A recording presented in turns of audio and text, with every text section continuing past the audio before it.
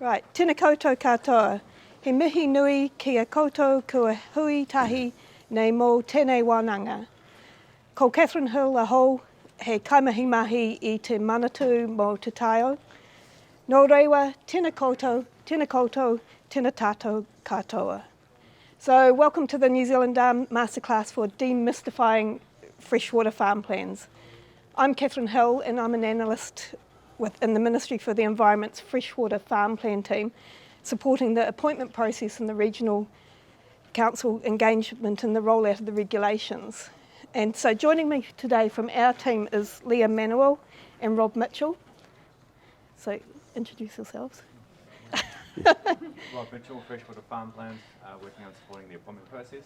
I'm Leah, so working with industry engagement.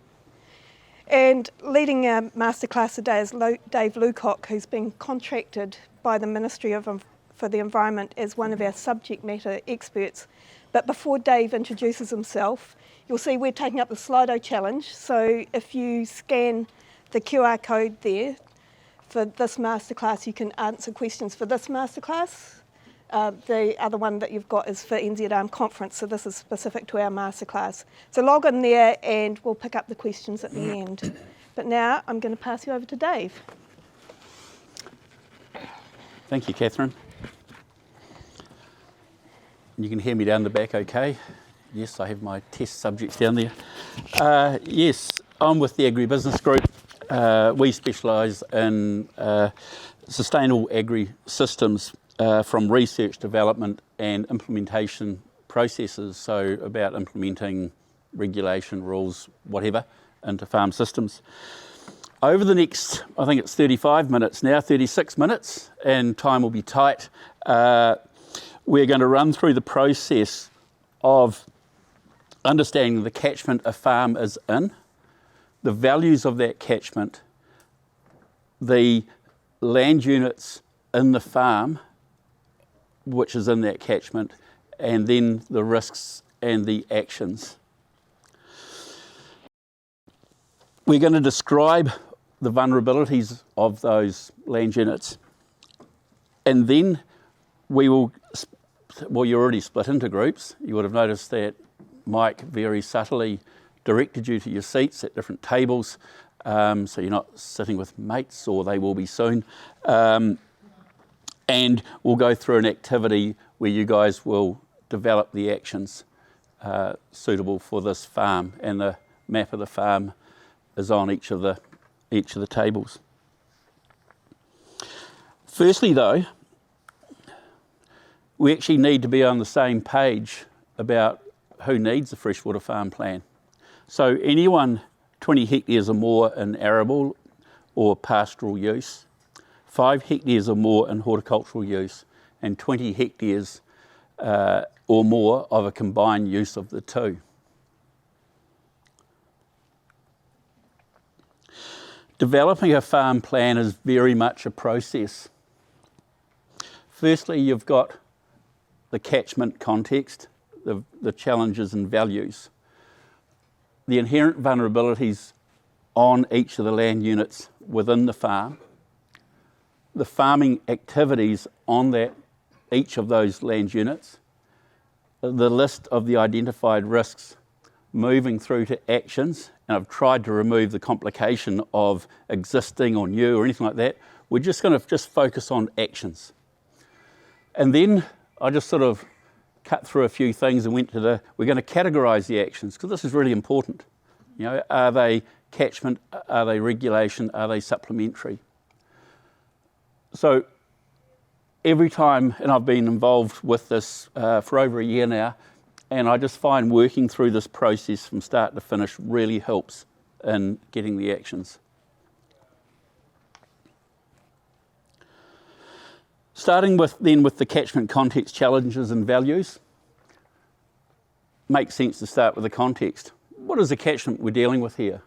It's a hill-fed braided river system. It's got the the hill-fed system going to a braided river system through to a lagoon. The rolling hills, and I won't tell you where in New Zealand it is, but you can all guess, on a heavier soil, and that goes down into a lighter soil on the flats. There's limestone outcrops. A lot of the farming is sheep and beef and dairy support.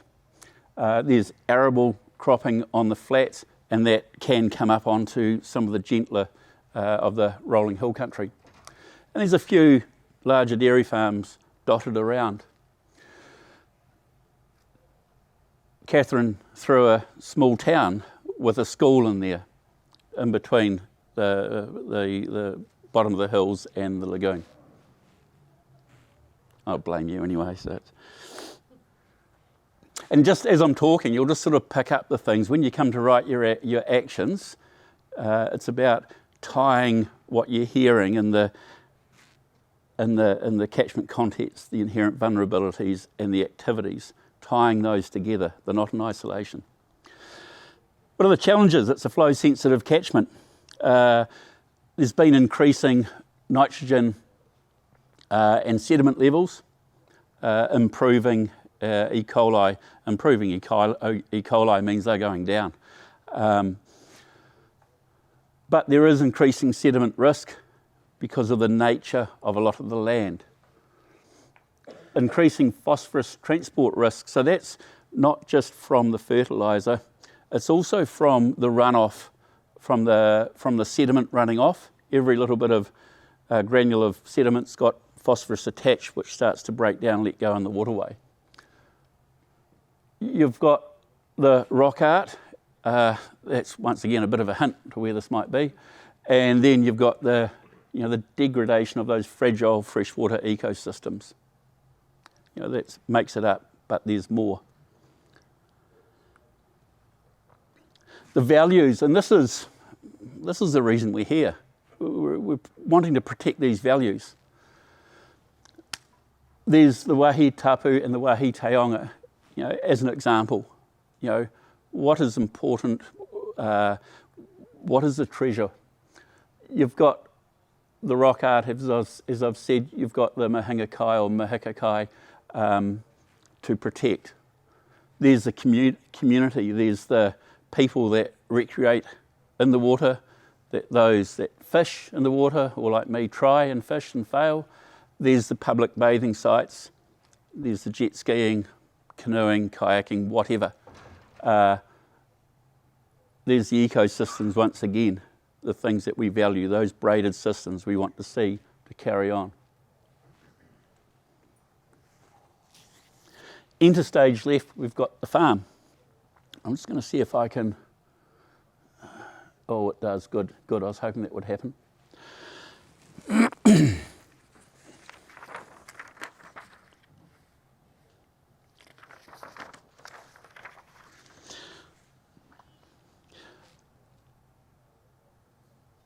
This example of the farm, it's a 401 hectare total hectare, or 375 effective hectare property. It is irrigated flats to rolling hill, more irrigated flats, and some steeper country in here. There are critical source areas, there's contaminant point sources, such as the silage pit, fertiliser bin, critical source areas. On this farm, they've got a mixture of uses: sheep, beef, and dairy support. And the dairy support is winter grazing of 1,100 cows for 6 weeks from the 1st of June. There is also 200 heifers grazed, and it used to be called grazed round the clock, which means they come on as yearlings and they're on there till rising 2-year-olds. I'm just going to add some photos here if they'll work. So there's an idea, a bit of a picture of the flats. And so they're irrigated flats, and there's probably a bit of flat that also irrigates the part of the rolling hill.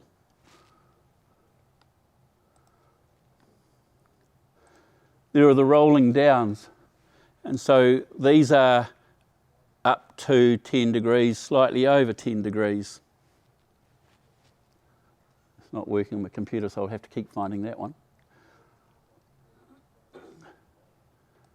There's the steeper country, and this one also has a critical source area down in here, or a potential of one.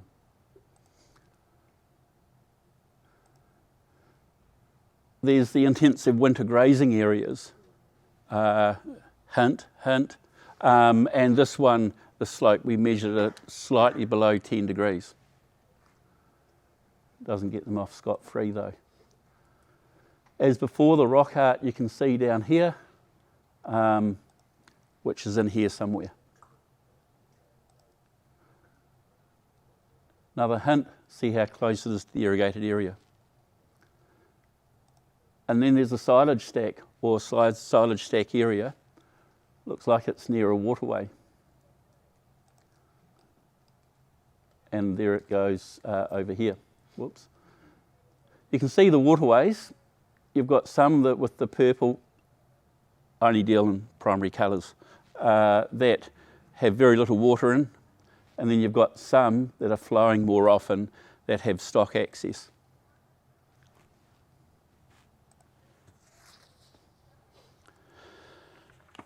So what are the inherent vulnerabilities of this property?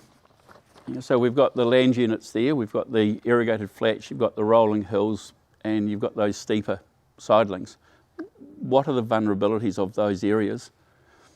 So there's the heavier soils prone to waterlogging, pugging and compaction. So it's not the light flats, but it's probably in many other parts of that property. You've got the high runoff risk with the irrigation, with the heavy soils and topography. So if you think of the irrigated area where it was in that toe of the slope, it might be kicking up the hill a little bit, and that's cultivated, you've got some risk there. Although I shouldn't be talking about activity there, I should just be talking about the inherent vulnerabilities. So the heavy soils, they are vulnerable in this rainfall for sediment shift. The light soils are vulnerable to irrigation or nutrient loss. Down where this photo is here, it's near a river, so flooding is another inherent vulnerability of this area.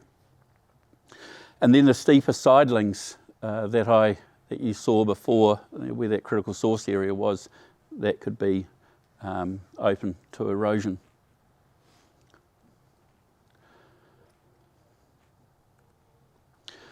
So this is where it comes to you guys. And so we've stepped through the catchment context, challenges and values before. I've just stepped through the inherent vulnerabilities, and you're going to be handed activities of actions, nutrients, intensive winter grazing, cultivation, point sources, and the one that's missing because we had extra people is waterways. I made that one up. No, I developed that one last night. So in your groups, we'll give you those. You've got the definitions, you'll have the inherent vulnerabilities, everything you need sitting on your tables, and then you just step through and write actions to mitigate the risks of each of those activities. Now, at the end of each sentence, if you or each action, just write down a R if it's a regulated action, a C if it's a catchment action, and a S if it's a supplementary action. As you're writing the actions or thinking about the actions in your groups, try and think of it as with your infrastructure lens on.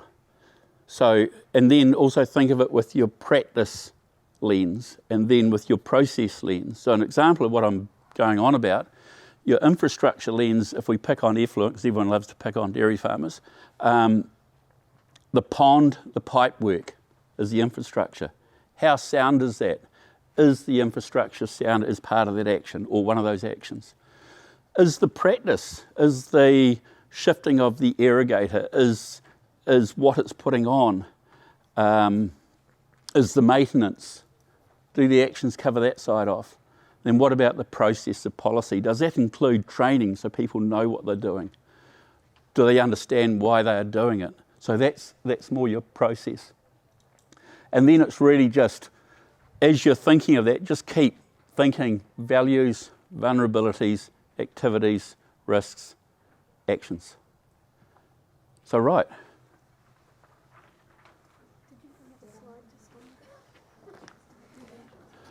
Yes, and just to, also on your tables, I hope I've put it in there, and I'll leave this one up here actually. Here's the definition of the regulated actions versus the catchment actions versus the supplementary actions.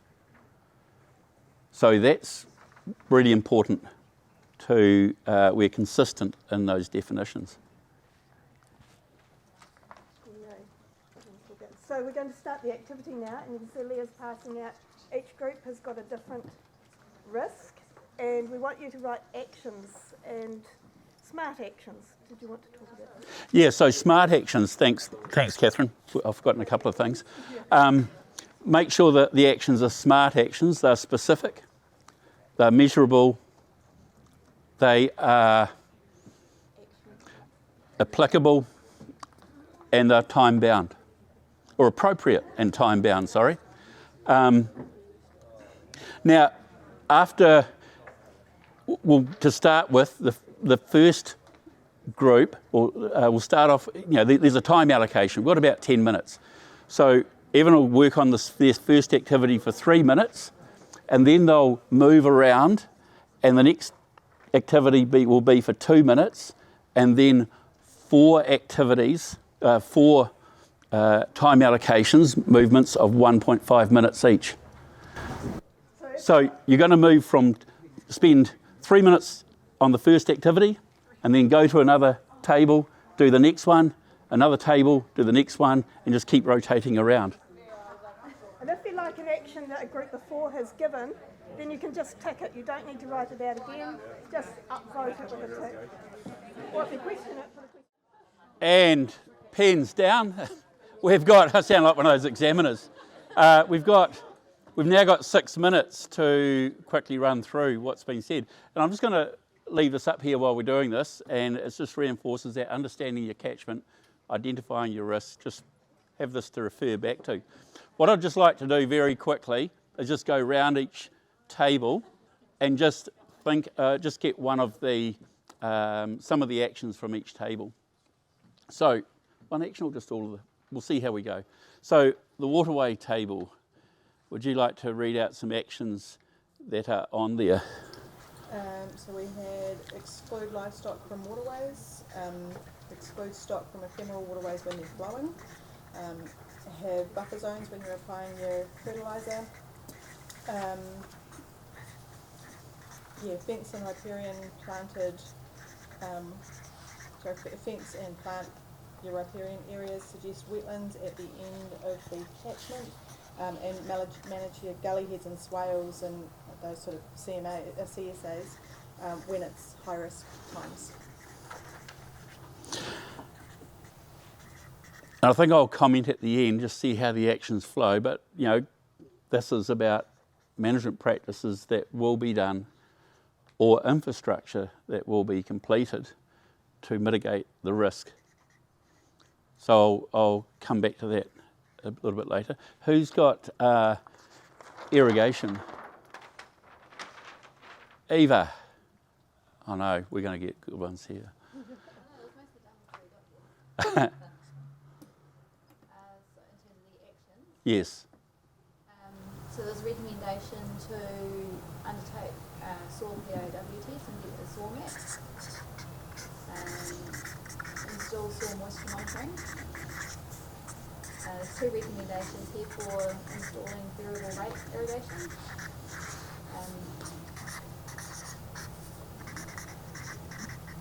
That would be good. Install staff training on irrigation management and operation. Yes. And identify irrigation management zone and ensure irrigation systems are designed and operated to apply to field capacity by zone. I'm going to put just irrigation efficiency. Did you summarise those actions, or like for instance the one with soil moisture monitoring? What was that? Yep. Cool, thank you. And the next one is nutrients. Who's our nutrient table? Move fertiliser storage away from waterways and line under storage. Soil testing, apply fertiliser at variable rates and times. farm advisors and crop application rates, education and training for all staff to re-fertilise applications, GMP, oversee nutrient budgeting, NCAP reporting over time, improve lagoon use to reduce nitrogen requirement, reassess fertiliser types such as slow release or different application methods, and store soil temperature and moisture for to apply at appropriate time. Great. Oh, haven't you finished? No, it's fantastic. And I'll just start while Catherine's finishing that up. As you're reading those out, and the flavour I'm thinking of is, how would these be audited, these actions? How would a farmer with these actions say, yes, I have achieved this? How would they show that to an auditor? So going back to the what I've got down as smart actions, are they specific? Are they measurable? Are they applicable? Ian, is it applicable? Achievable. Yeah, are they time bound? Are they relevant? So how could these be audited? So what's our next? Intensive winter grazing. Who's that? Yes, what's one? Actions, intensive winter grazing management plan and on hand for reference. Identify critical source areas, remove and plant. Don't plant them and don't have them as part of intensive winter grazing.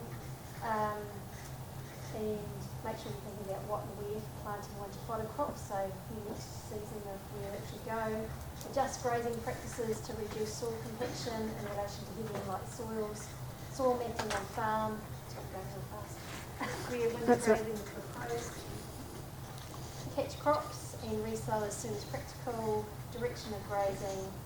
Riparian buffers. Good soil tests, so don't over-apply. Change livestock class on rolling country. Remediation of poorly poked soils and only crop the heavy ground for 1 year.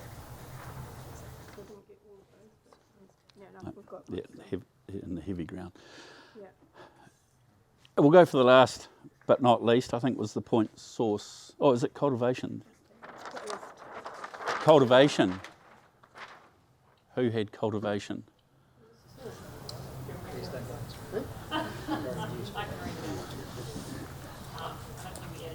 We've got large buffer zones between cultivation and waterways. Avoid trapping vehicles downhill. Only cultivate on certain angles. Cultivate along the contour. Mapped CSAs and leaf buffers. Plant or grass swords. Can't plant buffers as appropriate. Sorry, I'm just thinking of writing stuff down. Direct drill minimum till. Fence CSAs were appropriate, and the management plan for the life cycle of crops, especially winter grazing.